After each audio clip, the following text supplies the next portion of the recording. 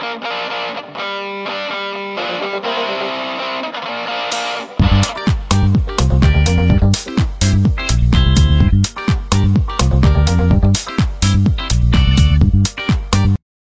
à toutes, bonjour à tous, c'est Baz de Fardwem Télé, bienvenue pour cette vidéo.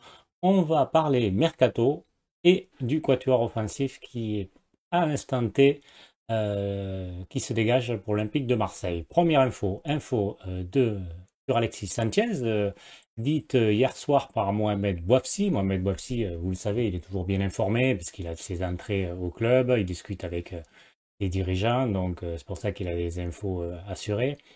Donc, qu'est-ce qu'il disait hier? Il dit qu'en fait, l'OM a proposé voilà, un salaire conséquent, hein, ça on le savait. L'OM a fait sa proposition qui est supérieure à celle qui a été cette saison, hein, par rapport à son salaire. Donc l'OM n'ira pas plus loin, l'OM n'augmentera pas sa proposition. Et que en fait Alexis Sanchez, il avait une proposition hein, de l'Arabie Saoudite, mais il espérait un salaire beaucoup plus conséquent qu'il n'a pas eu. L'Arabie Saoudite n'a pas voulu lui donner plus, et donc ça ne se fait pas pour l'instant, à l'instant T, hein, au mercato. La vérité d'un jour n'est pas forcément celle du lendemain, on le sait, il y a des négociations, il y a des contre-offres, etc. Donc en tout cas, le 25 juillet, l'Arabie Saoudite ne veut pas proposer plus à Alexis Sanchez. Donc il se retrouve pour l'instant avec peu de propositions. On a vu qu'éventuellement Tottenham serait peut-être intéressé s'il vendait Harry Kane. Mais bon, voilà, c'est peut-être une piste parmi tant d'autres. Enfin, en tout cas, pour l'instant, il n'a pas beaucoup d'offres et que visiblement l'OM pourrait espérer maintenant que Alexis Sanchez dise maintenant oui à la proposition olympienne. En fait, il avait des envies d'ailleurs.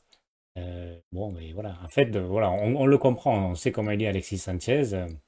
C'est déjà un ambitieux, donc il veut toujours avoir le club avec le plus de possibilités de gagner des titres. Voilà, il l'a dit, il l'a répété. Ça, on l'a bien entendu. Aussi, après, c'est il veut essayer d'avoir une meilleure proposition financière. Et donc, il essaie de faire monter les enchères. Il n'est pas attaché à un club. Il a fait beaucoup de clubs dans sa carrière. Évidemment, il changeait un peu moins quand il était au Barça voilà, ou à l'Inter. Mais malgré tout, c'est quand même un compétiteur. Donc, voilà où ça en est. Donc, il y a encore une possibilité qu'Alexis Sanchez signe à l'Olympique de Marseille. Alors, il peut très bien attendre. Bon, mais nous, est-ce qu'on va attendre? Je sais pas. En tout cas, il y a plus d'une chance. Alors, moi, mon avis, effectivement, c'est que concrètement, le joueur, il a réussi à l'Olympique de Marseille cette saison. Donc, c'est une grande star avec un professionnalisme hors pair. Il l'a prouvé. Le gars, il se mouille le maillot, il a l'envie, il se donne les moyens, il se donne à l'entraînement. Bon, mais voilà, il est performant sur le terrain. Donc, forcément, il serait très bien intégré dans le dispositif de Marcelino. En plus, lui, c'est un 9,5, donc avec le dispositif à deux attaquants, donc avec un vrai 9 et un 9,5, il serait idéal. Hein. Aubameyang, Sanchez, ça serait top pour lui, pour Aubameyang, pour l'équipe. Donc forcément, j'espère qu'il va pouvoir rester à l'Olympique de Marseille. Ça sera difficile d'avoir un joueur de ce niveau. Et gratuit, il y a aussi ça, c'est que certes, c'est un gros salaire, mais pour avoir un joueur de ce calibre, il va falloir payer un transfert. Donc le transfert plus le salaire, plus la concurrence, c'est compliqué. On a réussi à avoir Aubameyang gratuit, donc voilà, c'est sûr que si tu as Sanchez gratuit aussi, ben, forcément, ça te permet d'avoir des grands joueurs. Donc voilà. On continue avec Ismaël Sarr qui a signé officiellement 5 ans à l'Olympique de Marseille, ce ailier droit de 25 ans qui venait de Watford. Et, il a bien connu le championnat de France, il a évolué à Metz, à Rennes 2 saisons.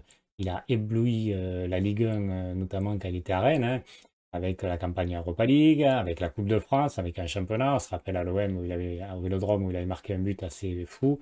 Voilà, c'est un joueur percutant, qui est bon techniquement, qui est très rapide qui est à l'aise avec le ballon, qui est aussi un bon buteur.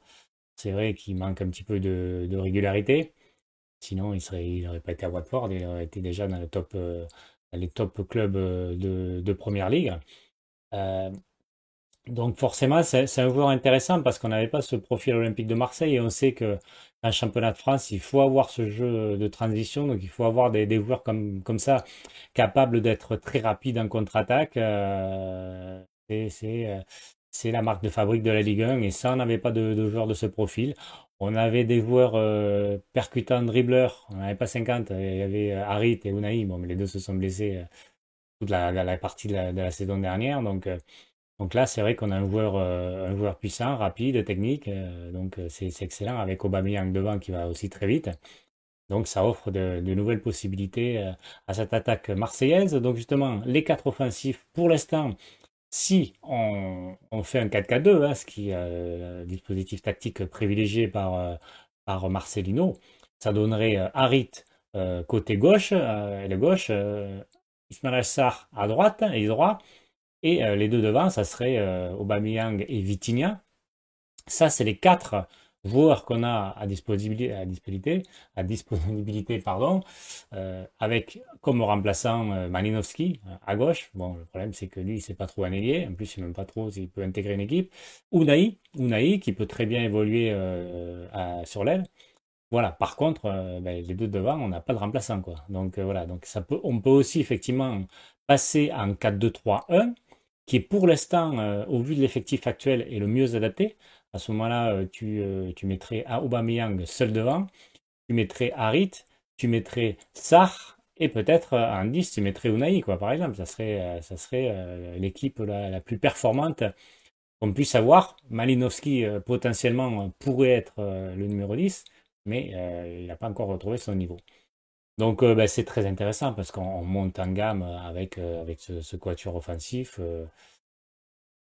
Parce qu'on a quand même maintenant des joueurs percutants sur le côté, un joueur rapide avec Sarr, deux dribbleurs, donc Sarr et Harit, et Aubameyang, un sacré buteur, un vrai buteur, avec Vitinha, un jeune qui peut être très bon, et si c'est pas Vitinha, donc du coup en 4-2-3-1 avec Unai, qui est un très bon dribbleur aussi, et qui peut faire des différences.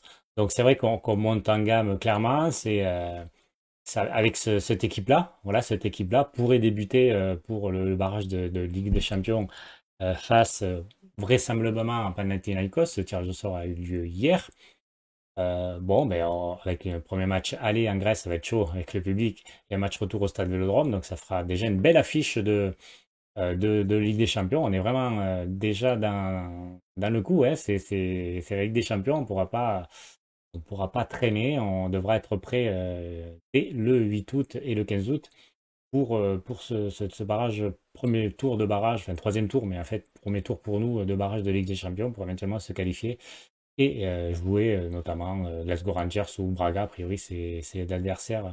Si jamais ils se qualifient eux aussi du deuxième tour, on n'en est pas encore là. Donc voilà, donc déjà on a construit un effectif plus intéressant, une équipe type plus intéressante avec des milieux relayeurs, on en a à foison, hein, on a des retours rongés dans la saison dernière, il y a toujours Guendouzi, et il y a Kondogbia en plus, donc on est bien fourni. Derrière, ben, à l'instant T, on a toujours nos quatre défenseurs centraux, hein, pour deux postes, avec donc Mbemba, Gigot, Touré, Balerdi. Sur les côtés, en poste de latéraux, ben, on a les titulaires qui sont Klose à droite et Renan Lodi à gauche, donc, et Lopez dans les buts. Donc on a une équipe type qui tient la route. Donc si c'est celle-là qui joue le barrage de Ligue des Champions, on peut très bien passer forcément ce tour. D'ici là, forcément, il y aura peut-être d'autres attaquants, mais et d'autres joueurs. Je préfère pas en parler parce que c'est bien joli enfin, de faire des hypothèses. Ismaël Ndar, Joachim Moelleux, etc. On verra s'il signe à l'Olympique de Marseille. C'est clair qu'il y a il y a des négociations avec Iliman Ndiaye. D'ailleurs, Mohamed Bafi a confirmé que Iliman Ndiaye a été convaincu par ses proches pour évoluer à l'Olympique de Marseille. Maintenant, il a fait son choix. Avant, c'était pas forcément clair. Il voulait peut-être rester à Sheffield en Angleterre. Donc, on va attendre et je reviendrai forcément pour vous commenter tout ça. On va faire des petites vidéos aussi comme ça courtes pour réagir au mercato et avec les nouvelles arrivées. Donc 4 recrues pour l'instant avec Sarr, Lodi, Kondogbia et Aubameyang. Voilà les amis, je vous dis à très bientôt. Au revoir.